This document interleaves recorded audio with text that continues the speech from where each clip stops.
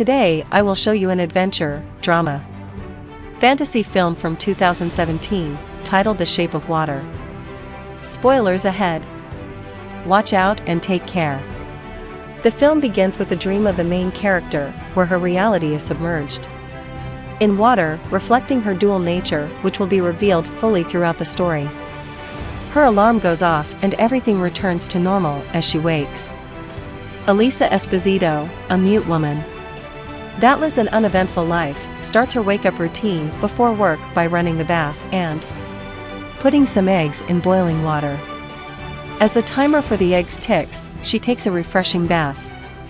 Later, she packs her dinner and makes an extra plate for her next-door neighbor and close friend. Elisa gives Giles the food and sits with him for a moment, watching an old musical on TV. They both enjoy the dancing, and when she leaves, Elisa dances in the hallway on her way out. Leaving the building, she runs into her landlord, who also runs a cinema theater in the building. Then proceeds to the bus station to catch her ride to work. Elisa arrives at the super-secret government research facility for the night shift, where her coworker and best friend, Zelda, keeps a spot for her in the line to punch her time card. The two women proceed to do their job as part of the cleaning staff until they reach a special secret lab housing a pool. Fleming, the chief of security, introduces Dr. Hostetler as the main scientist responsible for overseeing the new asset that is to arrive in that lab. As Fleming sets up the importance of the asset, it arrives in a pressure tank accompanied by a government agent, Strickland. While the men from the facility coordinate with him, Elisa has a little look-see in the tank after she hears the creature howling from inside. It reacts to her touch on the tank, alarming Hostetler of their presence and prompting him to get them out of the lab because the creature had become agitated.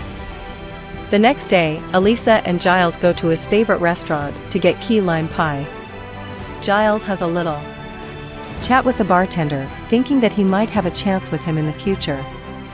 In the next shot, he and Elisa are eating the pie at his place, making it apparent that the desert is awful and that he only goes to that shop for the guy. The following night, Elisa and Zelda are cleaning the washroom when Strickland comes in. He washes his hands before he pees, then does his business while the women are still there. Elisa wants to move the cattle prod he has left on the washroom counter, but he tells her not to touch it, explaining how powerful and dangerous it is. Then he introduces himself and explains why he doesn't wash his hands after going, something that should tell them a lot about his character. Before he leaves, Strickland kindly greets the women, making it seem like he's taken a little bit of a liking to Elisa. Zelda hates him already. Later, the two are taking out the garbage from the hallways when they hear the door from the lab where the asset was taken open, then see Strickland come out of there, bleeding. The other scientists and a few MPs run over to help him and contain the asset, while Zelda pulls Elisa away from the scene. Moments later, as they're eating dinner and talking about what they just witnessed, Fleming comes over to get them so they can clean the lab. When they get there, they find the lab in an awful, bloody state, but they still continue to mop it up. Suddenly, Elisa finds Strickland's bit-off fingers and sticks them in a paper bag while Zelda goes to get Fleming. Elisa finally gets a chance to see and meet the amphibian man they're keeping in there. Zelda comes back with Fleming and Elisa gives him the paper bag with the body parts. The following morning, Elisa tells Giles everything about what happened, but he doesn't believe her about the creature. He shows her the latest ad he had painted, which he needs to take into his former boss and hopefully get paid or his old job back. When Giles meets with the boss, he tells him that he needs to repaint some of the details per the client's instructions. He also tells Giles that he'll see what he can do about his job. That night, Elisa goes to work and heads immediately to the lab to see the creature again. She hears him in the pool and figures out a way to get him to come out. Elisa cracks an egg and it shows up above the water, then she lures him over.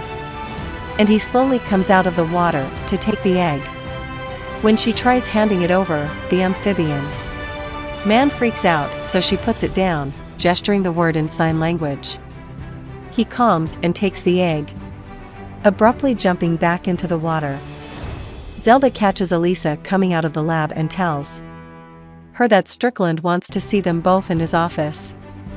In the next shot, the women are already there for a long and awkward conversation with Strickland, who wants to know even more about them and especially Elisa. He reads in her file that she was left orphaned as a baby, and Zelda tells him that Elisa was found by the river, in the water. Strickland wants to thank her for finding his fingers, prompting her to return his wedding band back to him as he explains the surgery in which the doctors stitched his fingers back. He realizes that she's mute, but not deaf. So he asks if the scars on her neck are the reason she can't talk. Elisa doesn't think so because she wasn't able to speak since she was a child. Before they leave, Strickland tells them to keep away from the creature in the lab, which he took from South America and dragged back to the US. He cautions them that while the creature may look similar to a human, that it's still a monster. The women leave when Strickland gets a phone call from a general, informing him that he will be visiting the facility soon. Meanwhile, the creature reminisces over Elisa, repeating the sign for an egg. That following night, Elisa waits for the scientists to leave the lab, then takes out a record player from her cart and places it next to the pool. She plays music for the amphibian man and serves him a single egg, while she also takes a bite from her sandwich. He takes the egg without surfacing, so she pauses the music to make him come out and join her. Surely enough, the amphibian man pokes his head out, grunting, and Elisa unpauses the record. She teaches him the sign for music, and he learns it fast, enjoying the music and their time together. Their dates continue in the following nights, coupled with boiling eggs and music, then eventually graduating to dancing. Hofstetler walks in on them one night when he goes to bring the creature its dinner, but he doesn't interrupt them. He realizes that he has come upon something significant about the asset, so he contacts his real bosses and meets with them at a separate location. After sharing the password with the security, he's taken to another location to meet with the main Soviet agent. Hofstetler gives him all his notes on the creature and a blueprint of the lab so they can plan its extraction. He's adamant about going forward with the extraction sooner because he thinks that the creature is an intelligent being, able to communicate. The agent promises to pass that along to their superiors. Elisa goes back to work, taking care of the laundry for the facility, where she learns how she can disable the security camera if she needed to. Later, she covertly enters the lab and finds the creature chained up and badly wounded. Elisa wants to help him, but hears Strickland coming back and promptly hides in the lab. The amphibian man screeches as Strickland comes back inside. Strickland taunts him and tortures him with the cattle prod remorselessly, disturbing Elisa as well. The general arrives at the lab and is immediately stunned by the size and look of the creature. Strickland tells him that the native tribes in the Amazon where he found it worshipped the amphibian man like a god. Both Strickland and the general think that he doesn't look like much of a god when Hofstetler checks him and asks why he's bleeding. The scientist tells the general that the creature can alternate between two entirely separate breathing mechanisms, making him a very special and unique living organism that can help future scientific progress. The general and Strickland make fun of both him and the creature when Hofstetler notices Elisa in the lab. He also realizes that the amphibian man is having difficulty breathing since he's been out of the water for too long and pleads with Strickland to get him back in. Strickland, however, continues with his presentation, telling the general that they need to vivisect the creature if they really want to know more about it. Hofstetler disagrees, and when the creature passes out, he orders the men to take him to the pressure tank, then leaves with Strickland and the general to discuss the next steps concerning the asset. Elisa hears it all and frantically follows them back to Strickland's office, where she learns that the creature will be killed and dissected. Later, Elisa tries to acquire Giles's help to get the creature out of the facility. However, he doesn't want to have anything to do with it, fearing that they'll be breaking the law. Elisa finally admits to her love for the amphibian man, who she thinks sees her the way no one has seen her before, as a person with no deficiencies. Even after her speech, Giles isn't convinced, saying that the creature isn't even human, so he leaves the apartment in a hurry. Elisa storms after him, signing that if they don't help him, they won't be human anymore. Giles ignores her plea again. In the next shot, he meets with his boss, who tells him that the corrections aren't even necessary because the client went in another direction, and says that he will never be hired back. Later, Giles goes back to the restaurant to see his bae.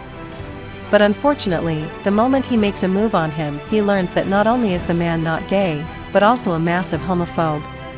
Even worse, as an African-American couple walks into the restaurant, the man is revealed to be a massive racist too, completely disappointing Giles on all possible levels. Feeling what it looks like to be treated like an animal on his own skin, Giles finally grows a conscience and goes to Elisa to tell her that he will help her after all. Meanwhile, Hostetler meets his Soviet contacts again to inform them that the creature will be vivisected.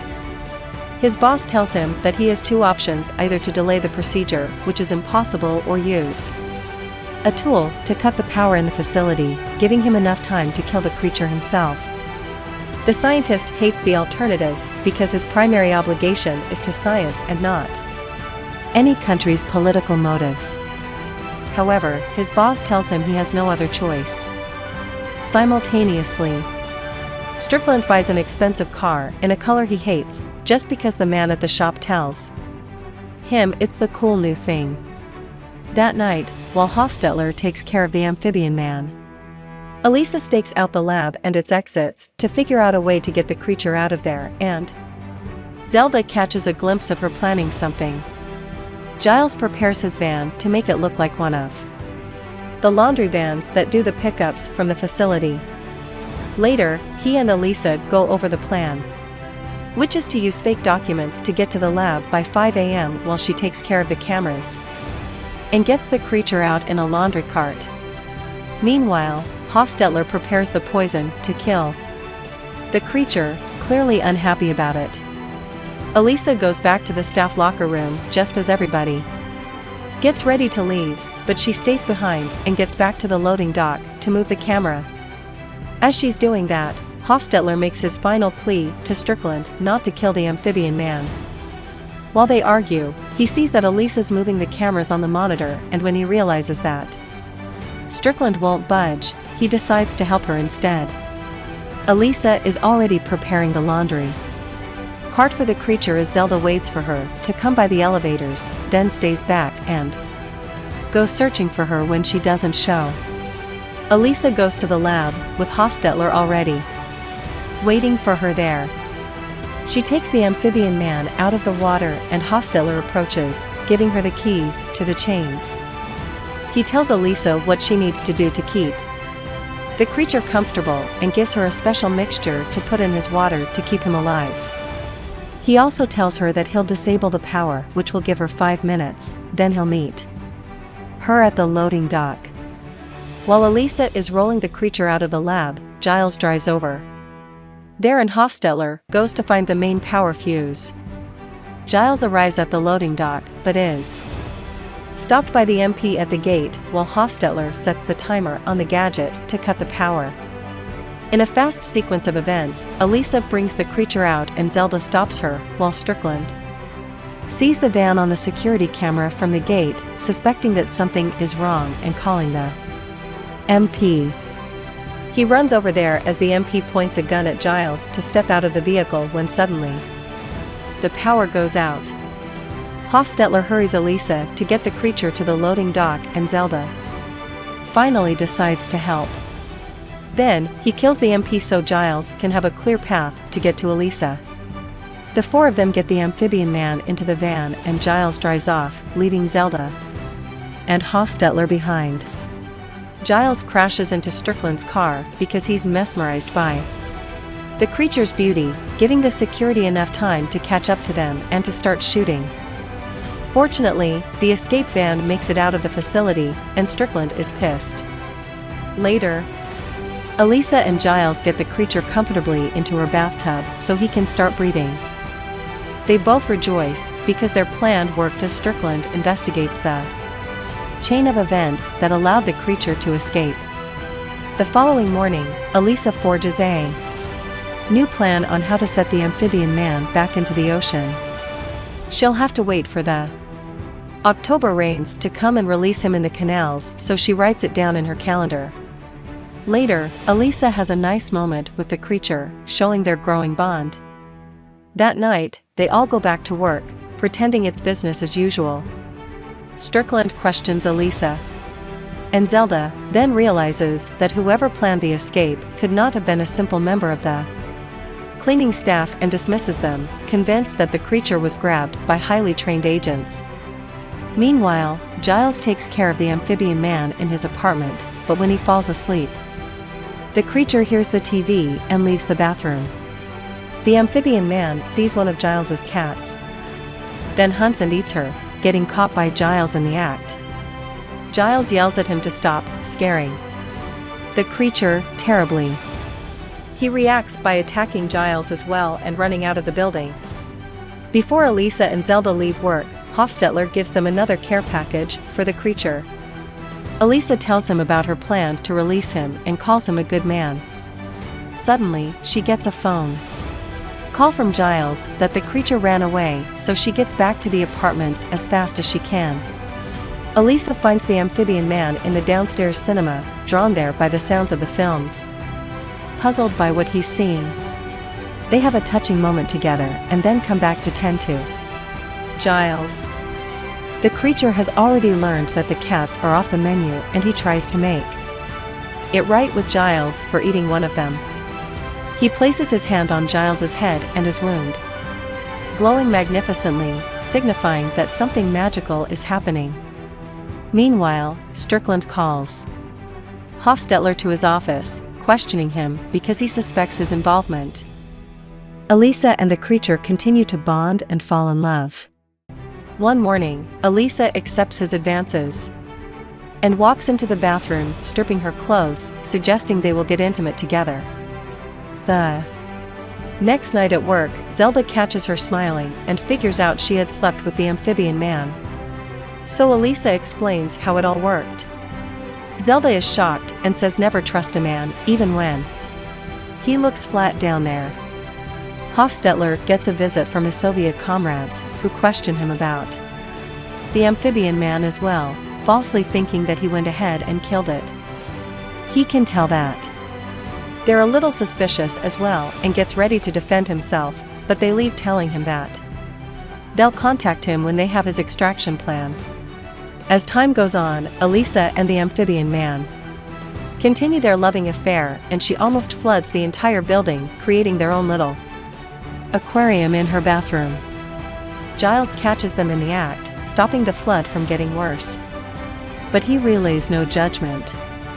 Moreover, he might be starting to believe the creature is really a god, considering it healed both his wound and made his hair grow back with a simple touch. Hofstetler finally gets the call from his comrades to meet them for his extraction, and Elisa checks the docks because the rains had started. When she comes back home, she realizes that the creature is getting sick being out of the water for so long. Meanwhile, Strickland gets a visit from the general, who pushes him even more to find the creature faster, informing him that if he doesn't find it, he will lose his job with the government. Elisa realizes that the date has come to release the creature back in the ocean, and during their meal together, she finds a way to express her love for him. Later, she tells Zelda what's happening, and when she checks on the creature, Zelda says that she must release him that night. Before Zelda leaves, she calls Hostetler to ask him what to do, but unfortunately, he's already at the door and misses the call. Since Strickland is onto Hostetler, he follows him when he leaves his apartment to go to the secret meeting place. Hostetler isn't getting extracted though. When his compatriots arrive at the meeting place, they shoot him down but are killed by Strickland before they can finish him. Strickland tortures the barely living scientist for information about the creature and learns that it was the cleaning staff who managed to fool him and release the creature.